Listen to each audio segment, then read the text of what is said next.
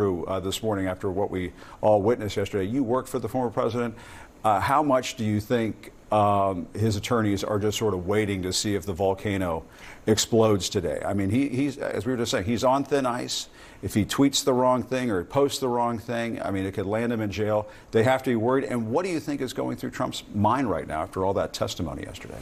Yeah, I certainly wouldn't want to be working on his campaign team or be one of his attorneys right now, just given I think that he's more than certainly lashing out at them. He's upset after that testimony. Look, Stormy Daniels disclosed a lot of salacious details, personal things about their interactions, whether he wore a condom, details about him and his wife not sleeping in the same bedroom. So he was definitely upset, and we saw that. He said the judge had to warn his lawyers to tell the defendant to stop shaking his head and swearing under his breath and things like that. So I think he definitely is on thin ice with the judge, but I don't know if we'll see Donald Trump break the gag order again. I think that he is worried about going to jail. Look, he's a germophobe.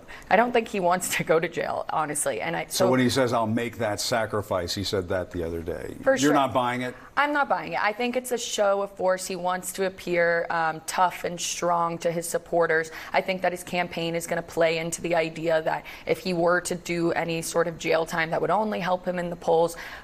But I don't think that it will ultimately come to that. I mean, I think he'll push it up until the edge. He'll continue to, for sure, go after the prosecutor, as we've seen, the judge. But under his gag order, he is allowed to attack them. But I don't think that we'll necessarily see him go and attack the witnesses and everything, because I have to imagine he is worried about doing jail time. And you've been around, Don.